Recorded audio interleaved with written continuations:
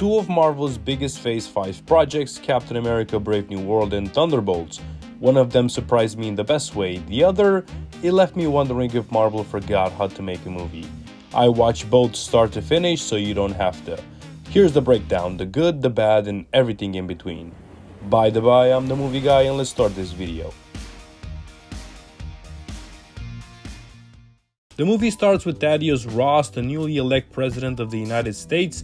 Ross promises peace and unity, which is great, unless you remember him as the guy whose main hobby was turning Hulk into an anger management case study. The media remembers it. Sam Wilson is working with the government on a top secret assignment. He is supposed to retrieve a very important container that will be sold by a terrorist organization called Serpent. Right off the bat, we start with an action scene, but not necessarily a good one. The editing is very clunky, there's way too many cuts for the action that is on screen. He goes to free the hostages, he finds some dudes in the hallway, and then he also finds out that the leader of Serpent is there. He is named Sidewinter. So after he beats everyone down and saves all the hostages, he goes after him, while Joaquin Torres, the new Falcon, goes for the container. Sidewinter is played by Gus Fring, so obviously he's going to do more than get caught in the first scene. Sam fights a mini-boss battle in an underwhelming fight.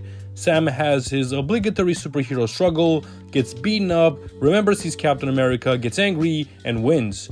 Torres retrieves the container, and all is good. Sam and Joaquin finally catch a break, but Ross is already facing another kind of battle. Family drama. Ross has some problems with his daughter. She will not speak to him as she was the former girlfriend of the Hulk and Ross was the hunter of Hulk. Sam and Joaquin train with Isaiah Bradley, a super soldier. That is until Sam gets a call from the president. Isaiah is not happy that Sam is working for the president. He hates Ross, and for good reason. He was imprisoned and experimented on by the system. Sam tells him his motivation.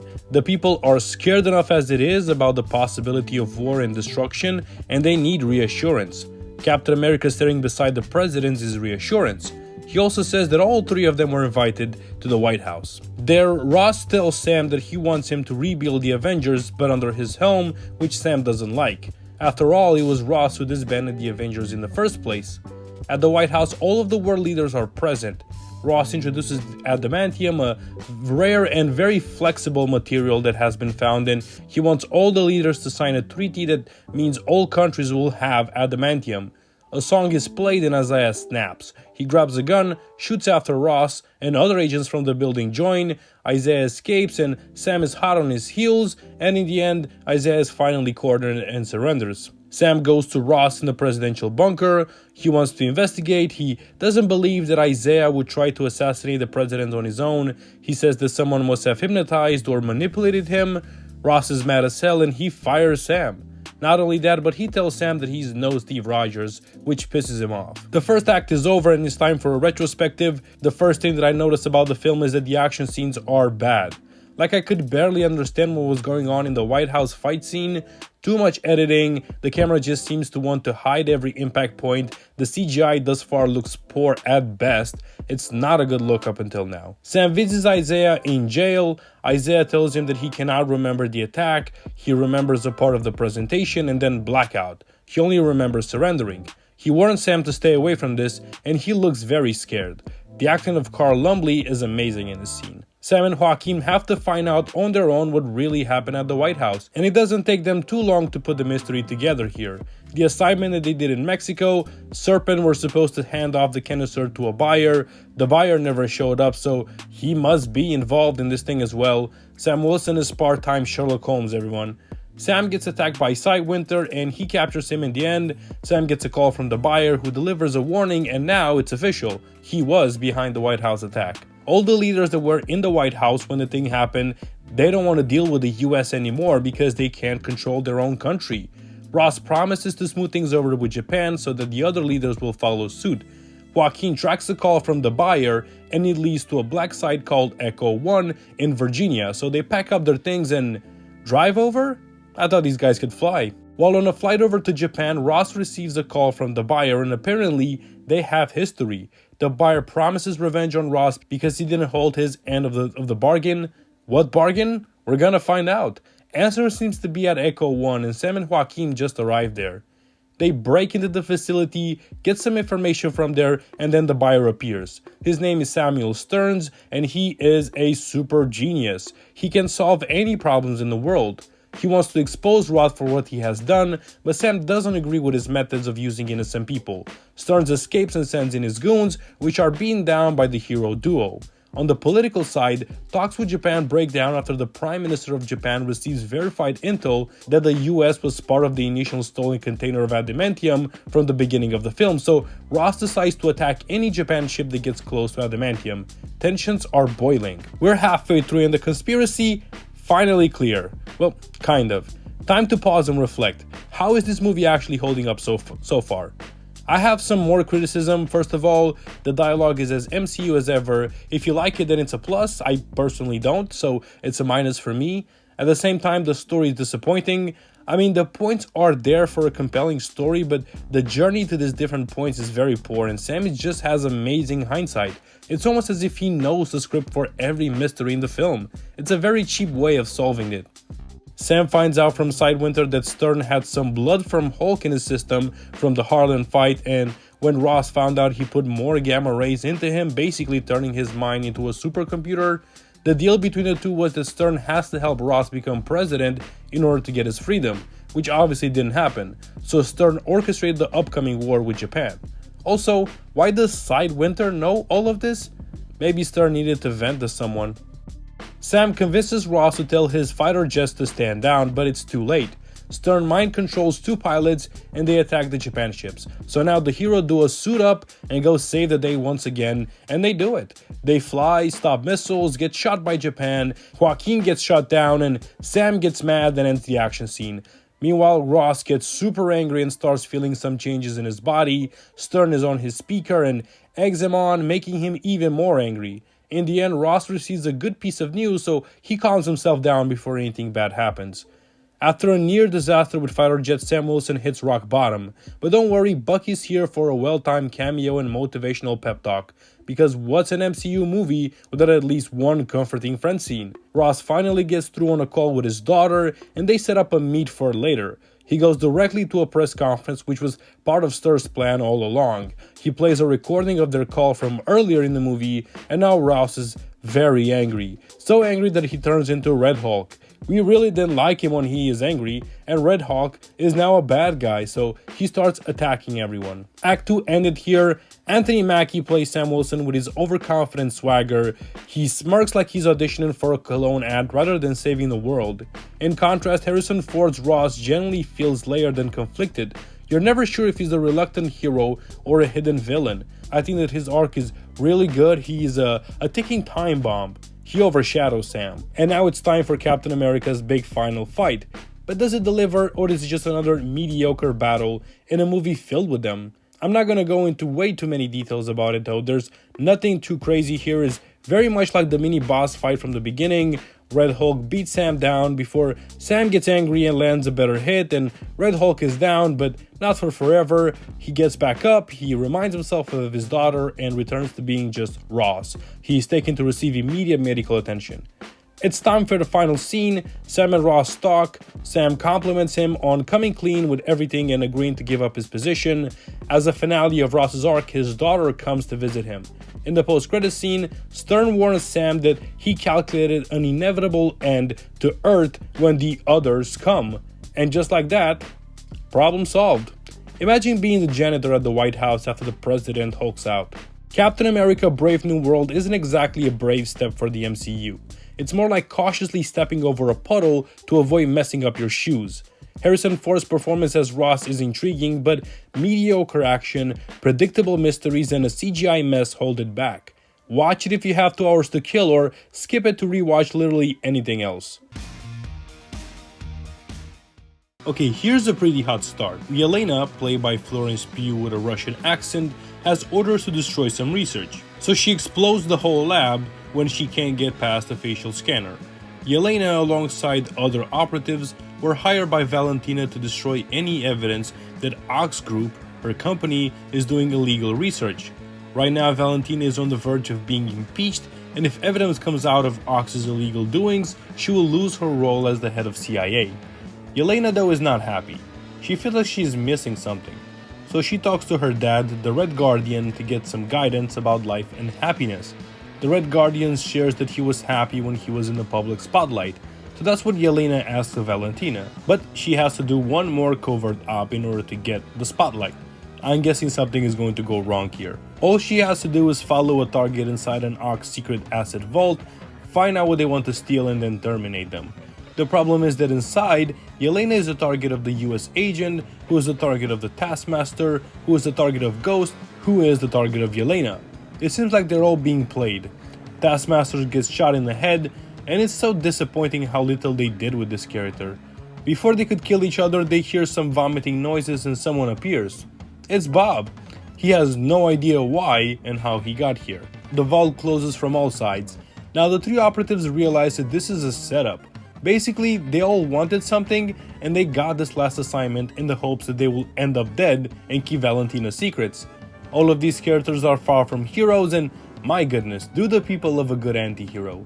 Valentina remotely activates an incinerator inside the vault, so the three have about 2 minutes until they're cooked. So they work together and escape, but not before Ghost scares everyone into thinking that she flaked on them, who had it on their bingo card.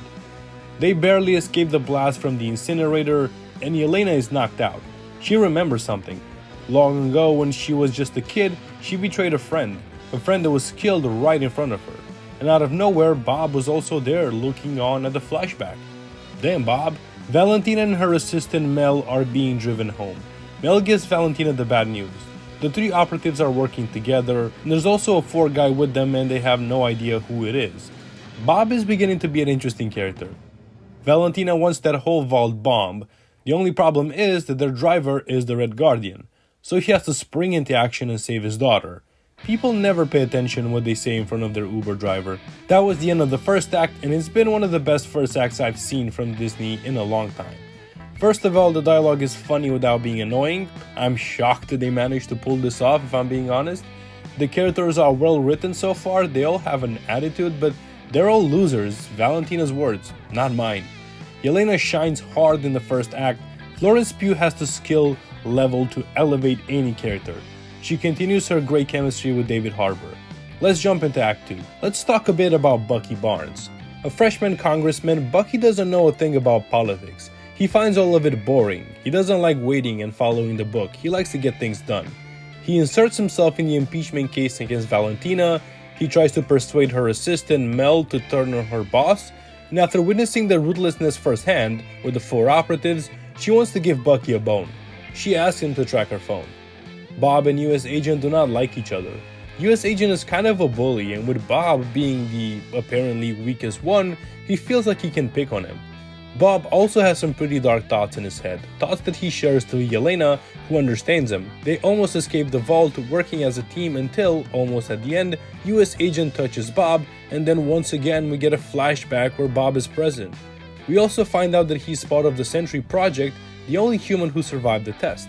They almost escape the vault. All that is left in their way to free them is a freaking army. They come up with another idea, dress themselves up as the army, and escape.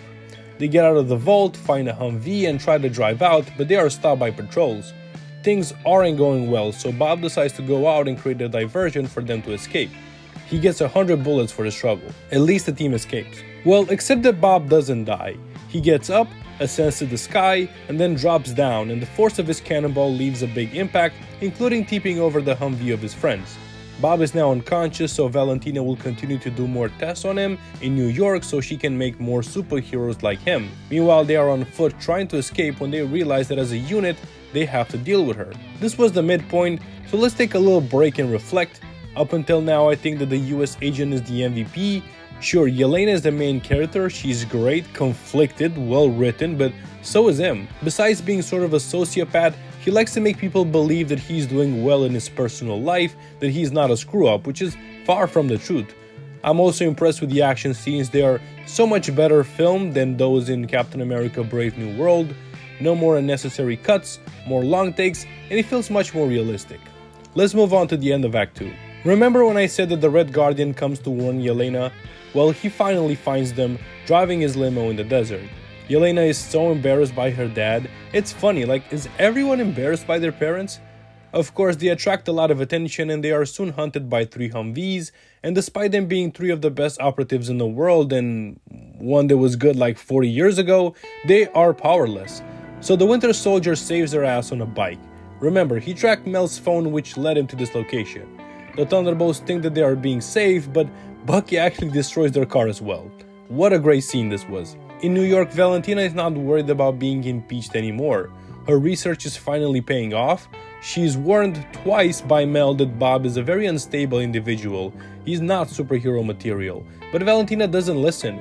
She tries to manipulate Bob into thinking that she's the good one, and she gives him everything that he asked for to be picked, for his life to mean something. When they touch hands, we get a flashback of a tragic event from her past. She's rattled, but she wants to call the press over and present the breakthrough. Bucky's plan was to capture the 4 and have them testify against Valentina at the impeachment meeting. However, he gets a call from Mel, and he now understands what the Thunderbolts have been trying to tell him all along. Bob is bad news. So Bucky assembles the team, and they go in New York after Valentina. Things are not what they seem. Valentina expected them. She wanted them to get a glimpse of Sentry. Bob comes out, dyed hair, superhero clothes, and a new attitude. Valentina says bite, and he does. Sentry beats them down easily. It wasn't even a contest. In the end, Valentina wants him to kill, but he refuses. Not because he cares for them, but because they are not a threat. Red Guardian wants them to regroup, but Yelena quits, going off on everyone, except Bucky. It's hilarious that Ghost disappeared right in front of those people, but they didn't even react. Valentina realizes that she made a mistake. She has an auto-kill button and she has to use it on Sentry.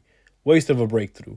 The Sentry dies, but in his place comes the Void, a meaner, more powerful, and shadowier version of the Sentry. Yelena and Red Guardian have one of the best scenes that I've seen in a long time. Yelena is depressed, she only sees her mistakes, the bad decisions, and she has no one close to her. She also feels trapped in a void. Her dad calms her down. There's no time for hugs though, they have to stop the threat. That was the end of Act 2, man, this movie so far is incredible. After so many shitty movies, they finally managed to produce one that is worthy. Yelena feels so alive, and I bet that a lot of the viewers can empathize with her. Red Guardian is an absolute madman, screaming at the top of his lungs for action when all he wants is relevancy.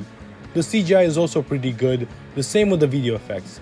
Let's finish this thing. New York is slowly being engulfed in the void.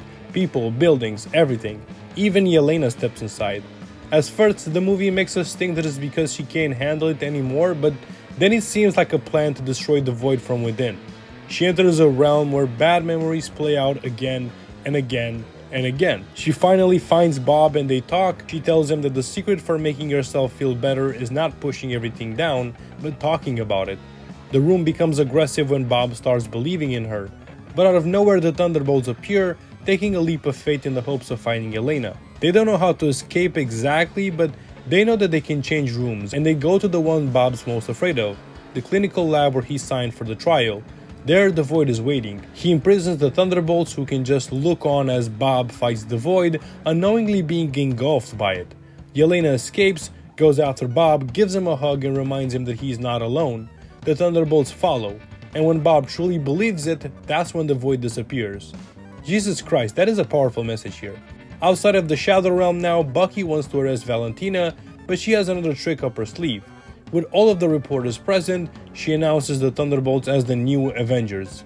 In the post-credits scene, we have a direct tie-in to the Fantastic Four as they arrive on Earth on a ship 14 months after the events of the movie. And just like that, problem solved. Can you imagine how much paperwork you need to fill out to form a team of superheroes? These guys are not going to be KIA, they're going to be done by thousands of paper cuts. I was really left surprised by Thunderbolts. The important message of the script, the powerful performances, the good action scenes, the fantastic comedy, these are all things that I've stopped expecting from MCU. But out of nowhere it's back here, and I just hope that they'll continue to make movies like this one. I'm not the biggest fan of this franchise, I think that it's just oversaturated at this point, but when they make cinema like this, I have to give it to them, and they knocked it out of the park. Brave New World made me lose hope. Thunderbolts gave it back, but hey, that's the MCU right now.